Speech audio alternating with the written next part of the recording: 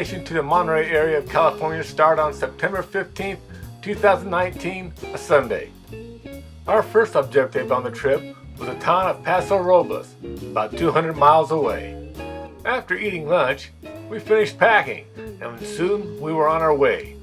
We rightly figured that starting off early in the afternoon on a Saturday, we would be able to avoid that dreaded Los Angeles traffic, and we were right, for about 10 miles. The traffic ground to a halt. I guess what they say about Murphy's Law is true. If it can go wrong, it will. After about a half hour of doing nothing, we finally started to move. Let's check and see. Yep, we were ripping along at a speedy 10 miles per hour. I almost felt like we were on the Autobahn. Finally, and I mean finally, after over an hour of going nowhere fast, we passed the problem. What a mess. It was a truck, or what was left of one. It looked like it had blown up.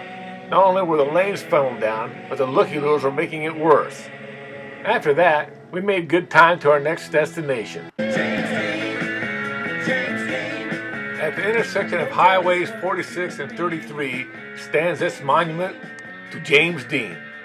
It was here at the gas station on September 30th, 1955 that James Dean stopped for gas for the last time.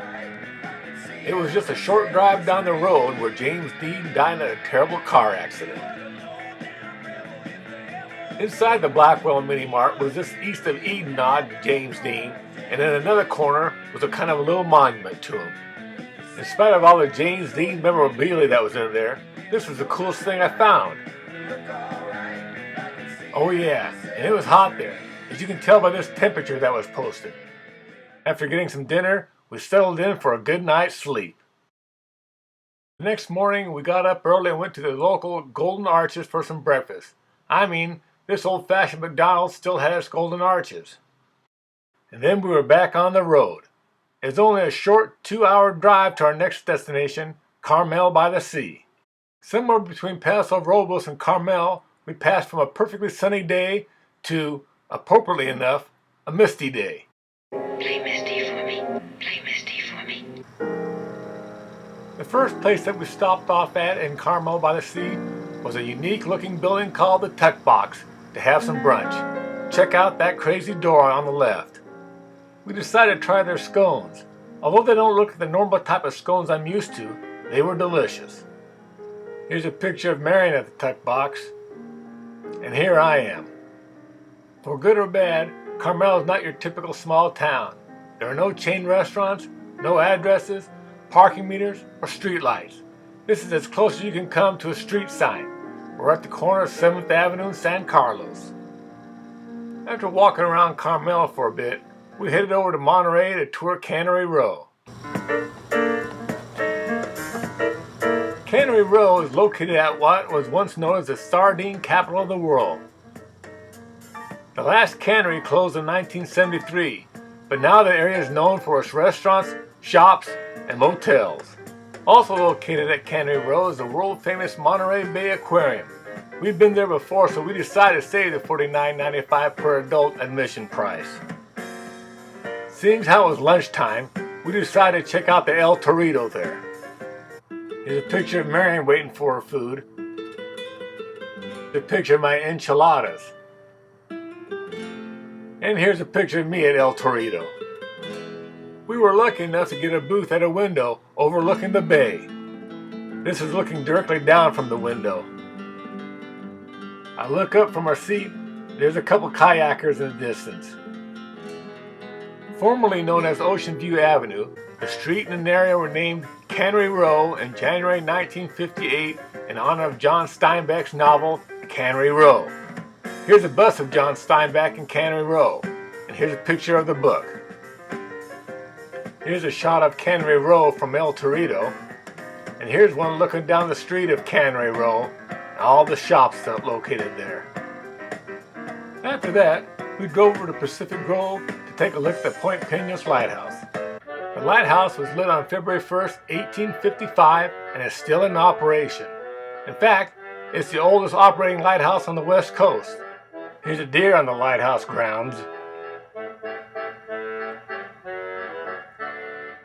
After After taking a nice walk around the Point Pinos Lighthouse in its scenic setting, we decided to head over to the Borg's Motel, also in Pacific Grove, and check in. It's looking at Lovers Point Park across the street. The Borg's Motel is located on Ocean View Boulevard, right across the street from Monterey Bay. This is the view we had from our motel's front door. After settling in, we had some free time, so we decided to do some looking around Pacific Grove. And what we found was the Pacific Grove Butterfly House.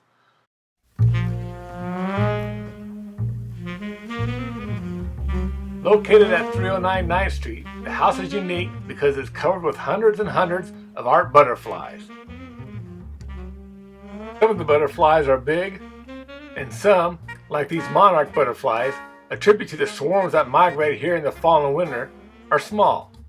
Word has it that on the married couple that live here, the wife's eyesight was becoming impaired due to an eye disease. The husband started to attach the colorful butterflies to the house so it'd be easier for her to spot the home if she was out for a walk. Hell, I spotted it right away. Next up, we saw a couple of tree stumps that were carved into an octopus attacking a ship. Also located in Pacific Grove, you can find this artwork on Del Monte Boulevard.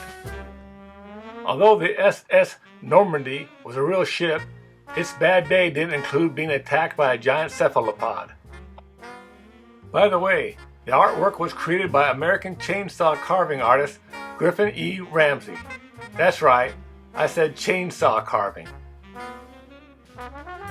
Here's a picture of the chainsaw artist Griffin Ramsey. By then, it was dinner time, so we headed over to Monterey to the Kurua Thai restaurant for some fine Thai cuisine. Here's Marion, and here's a picture of me at the restaurant. After that, we returned to our motel to take a nice leisurely walk along the rocky shore before turning in. Here's a shot looking across the bay to our motel.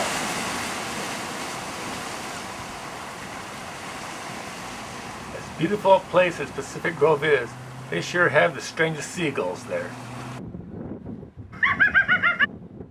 I'm not sure if there was a joke or I was the joke.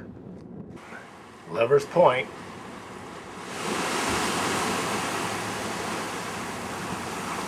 I tell you, with that rocky coast and the sound of waves hitting that rocky coast doesn't relax you, there's got to be something wrong with you.